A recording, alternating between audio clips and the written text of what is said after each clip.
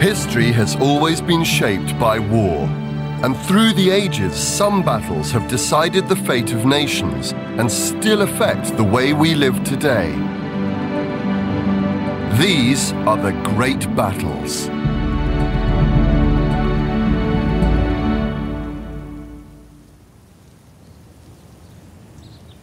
In December 1805, these rolling hills in the Czech Republic were the location of the first major encounter in the war between France and the combined forces of Austria and Russia.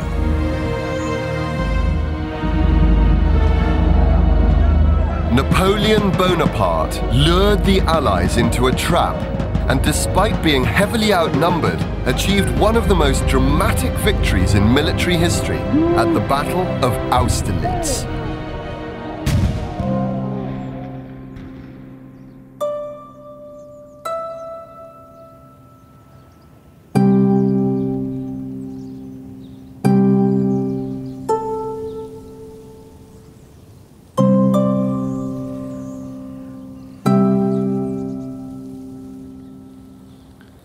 Behind me is the town of Slavkov in what is now the Czech Republic, and one could say the heart of Europe. Prague, the capital, is over 200 kilometers to the northwest, Vienna 100 kilometers to the south, Paris over 1,000 kilometers to the west, and Moscow over 2,000 kilometers to the east. But in 1805, Slavkov was a little village called Austerlitz, and for a few days, this backwater of the Austrian Empire was home to the armies of 3 European superpowers.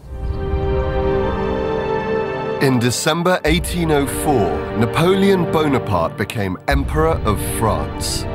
Only 35, he announced his intention to take on the old monarchies of Europe. In the present state of affairs, every peace treaty means no more than a brief armistice. And I believe that my destiny will be to fight almost continuously. It wasn't an idle threat.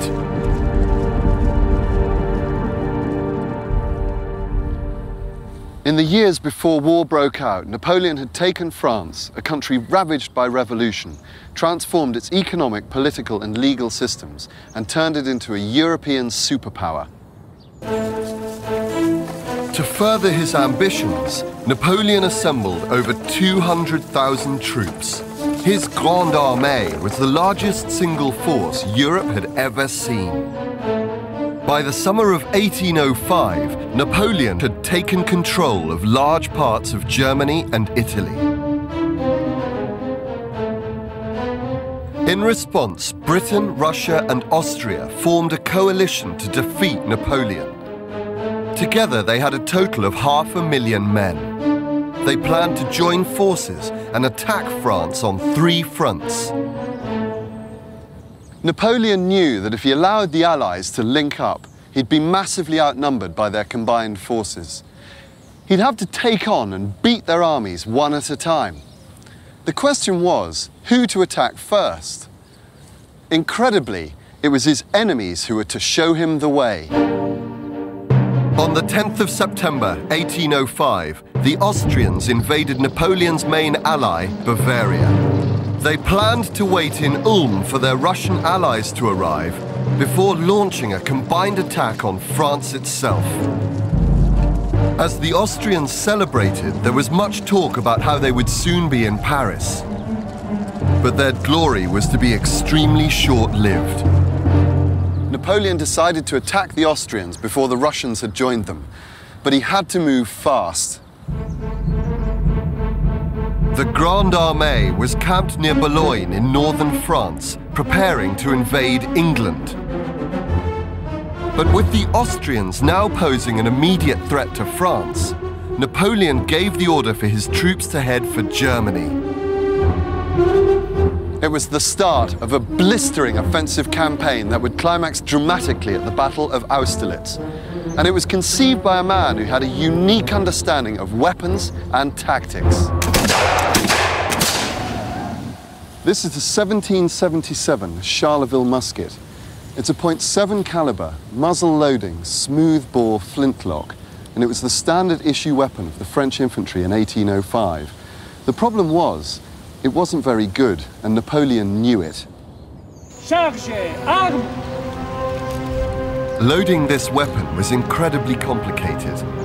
The infantry used paper cartridges that had been pre-packed with both powder and a ball. After filling the pan, the musketeer poured the rest of the powder, together with the ball and the paper, down the barrel, and then rammed it all home. Last but not least, he would take aim and fire. And remember, this is all with cannonball and musket shot whizzing past his head. In the heat and confusion of battle, many things could go wrong. You could spill the powder, forget to remove the ramrod, or even double load, which meant the musket could blow up in your face. The average soldier would fire 1 or maybe 2 shots per minute. And unless you could get to within maybe 40 meters of the enemy, you'd be lucky to hit anything at all. These muskets had to be used up close and in large numbers to have any major effect. It's estimated that 1 in 6 shots was a misfire. The French used a coarse black gunpowder which would quickly clog the barrel. The musket would have to be regularly cleaned. The flint itself had to be replaced after every dozen shots. As a result, most of the French infantry rarely bothered to do musket practice and were, on the whole, terrible shots. Napoleon adapted his tactics to minimize the shortcomings of the infantry's muskets. He had begun his military career in the artillery and placed a huge emphasis on the use of massed cannon.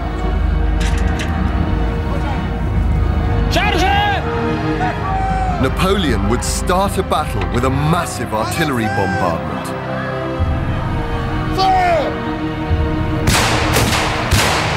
Hundreds of cannonballs would rip through the enemy, creating chaos amongst their tightly packed formations. Under cover of this barrage, Napoleon's cavalry would charge across the battlefield and force the enemy to form protective squares. This would create huge holes in the opposition's line and reduce their firepower by 75%. The French infantry could then advance towards the holes created by the cavalry without sustaining large numbers of casualties. It was the job of the infantry to exploit these holes using this, the bayonet. With bayonets fixed, the French would engage the enemy at close quarters. These simple but highly effective weapons could strike terror into the hearts of even the most experienced soldiers. It was only a matter of time before the enemy crumbled under the pressure. In order to maximize the efficiency of these tactics, Napoleon completely reorganized the basic structure of his army. It was split into several independent battle groups, or corps d'armée. Each corps d'armée varied in size.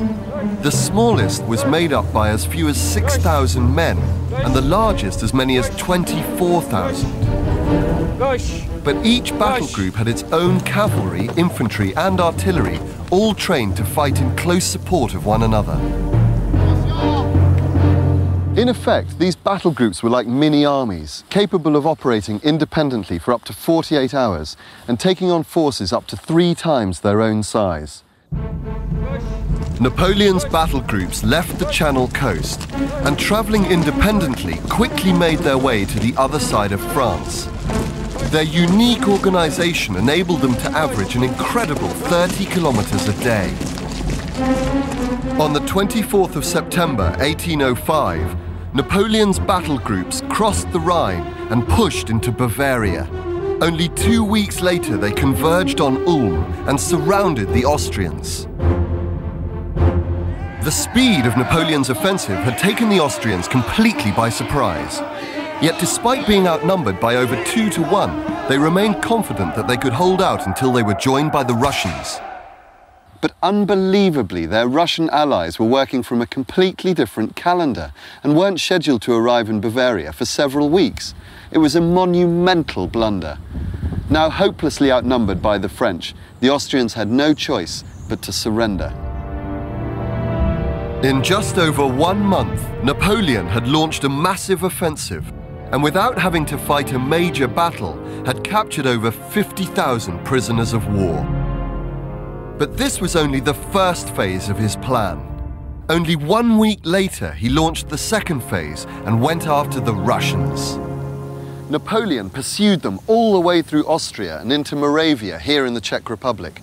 Then suddenly, on the 23rd of November, Napoleon was forced to break off his pursuit. The French had reached the little village of Austerlitz and were only a day's march away from the Russians, who were camped near the town of Olmütz.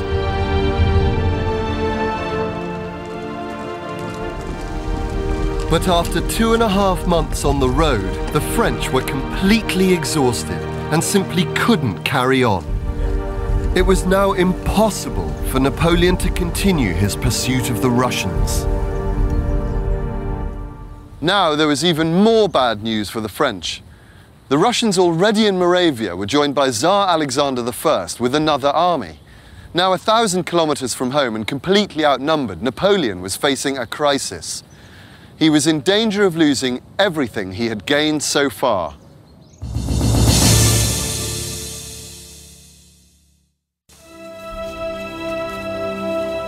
At the end of November 1805, Napoleon was facing a crisis. After 2.5 months on the road, his men were completely exhausted. Meanwhile, his Russian opponents had been reinforced by an additional 40,000 troops. It seemed that Napoleon's amazing campaign had come to an end.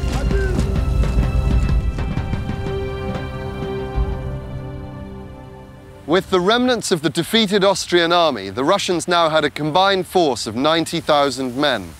But still reeling from Napoleon's shock offensive, the Allies were reluctant to be drawn into a fight.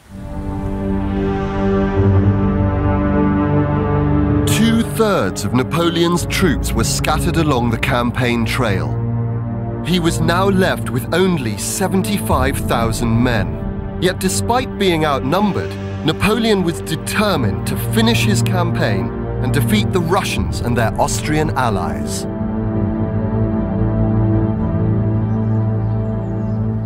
Napoleon had to find a way to get the Allies to fight. He decided to set a trap.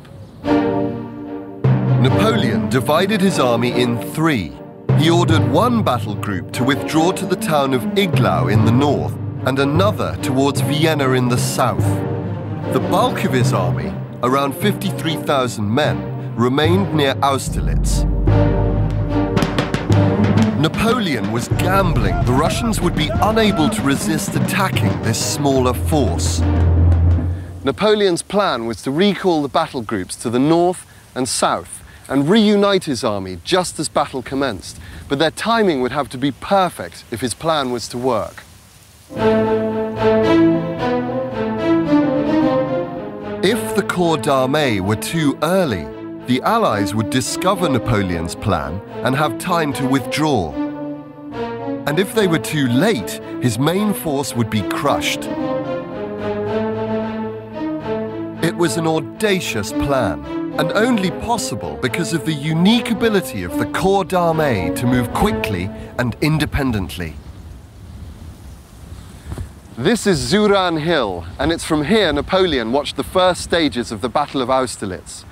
As a commander, you have to learn to use the landscape to your best advantage. And in the days before the battle, Napoleon surveyed the whole area before telling his officers, "Gentlemen, this is your battlefield." And he used his knowledge of the terrain to manipulate the Russians and their Austrian allies to be exactly where he wanted them to be. To make his army an even more tempting target, Napoleon ordered his men overlooking the village of Austerlitz on the Pratzen Heights to withdraw into the valley below. It seemed like an insane thing to do. Conventional military wisdom says keep the high ground, but then Napoleon wasn't a conventional man. Sensing victory, the Russians and the Austrians now moved the bulk of their forces onto the heights. Napoleon now had the Allies exactly where he wanted them.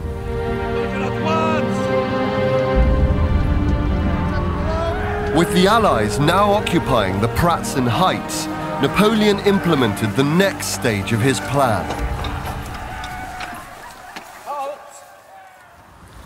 The French put as many cannon as possible here on Santon Hill. From this position, Napoleon's guns could protect his left flank, while he concentrated his main effort on the Pratzen Heights over there. Napoleon deployed the bulk of his troops on the left and centre of the line. However, his right flank was protected by only a single battle group. Napoleon was banking on the Allies concentrating their attack on this weak spot. If the plan worked, the French would be free to advance on the Pratzen Heights from the centre and split the Allied army in two. But for it to succeed, the single battle group on Napoleon's right flank would have to hold out for several hours against overwhelming odds. Sensing the Allies were about to attack, Napoleon sent word for the battle groups near Vienna and Iglau to join him.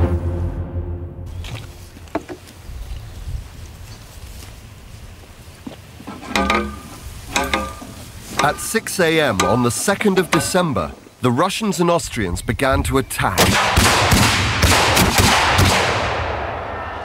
Just as Napoleon had hoped, the Allies advanced in force towards his weakened right flank.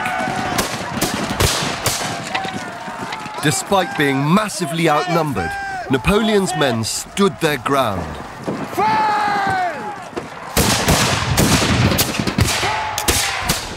But after an hour of fighting, the pressure was too much, and they were on the verge of collapse. Now, at 8 a.m., having marched through the night, covering an amazing 75 kilometers, the 3rd Corps d'Armée arrived to reinforce Napoleon's right flank.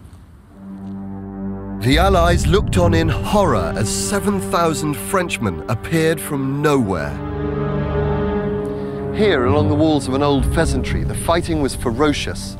When the pressure got too much, the French executed a number of tactical retreats, which sucked in the Allies, who were committing an ever-increasing number of troops off the Pratzen Heights to reinforce the assault against Napoleon's right flank.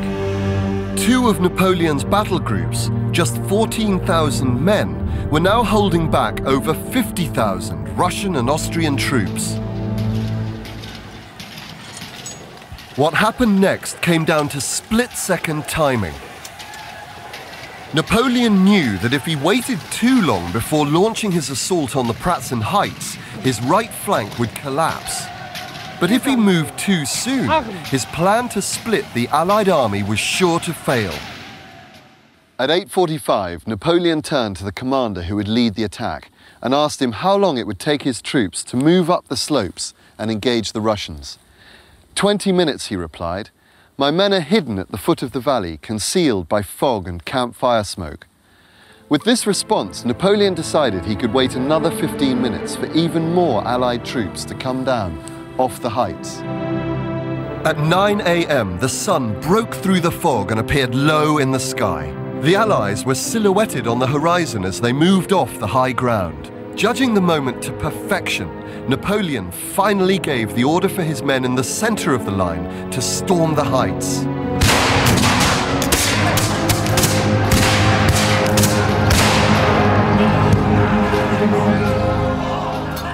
The Allies were taken completely by surprise. They had simply no idea there were so many French on this part of the battlefield.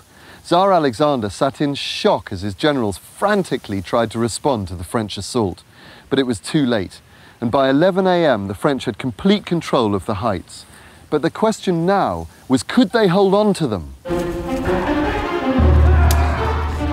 Over the course of the next hour, the Russians launched a series of fierce counterattacks. But Napoleon had been quick to reinforce the troops on the heights with as much artillery as he could muster.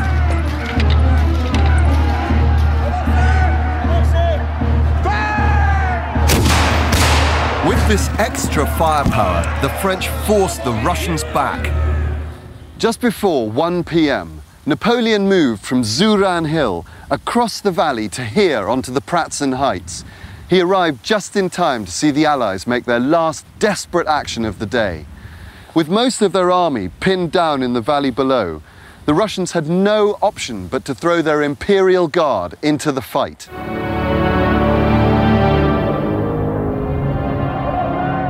These were the elite troops of the Russian army. The fighting was ferocious. For a moment, it looked like the French might crumble under the intense pressure. But Napoleon's tactics saved the day.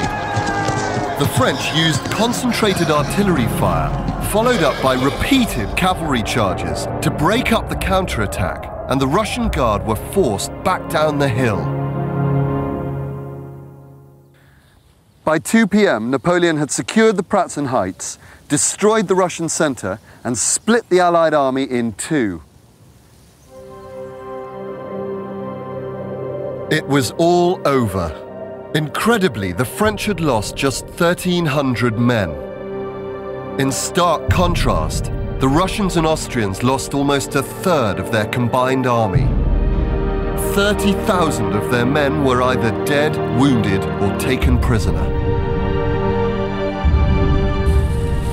As Tsar Alexander of Russia fled with what was left of his army, he sent Napoleon a message. It said, "Tell your master that yesterday he performed miracles, that he is predestined by heaven, and that not in 100 years will my army equal his."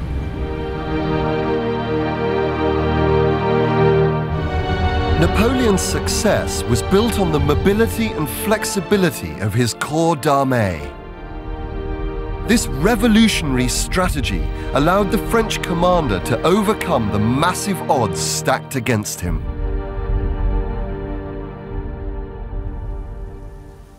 The Battle of Austerlitz marked the end of both the Austrian Holy Roman Empire and the multinational coalition against France. After this great battle, Napoleon redrew the map of Europe, with France at its centre.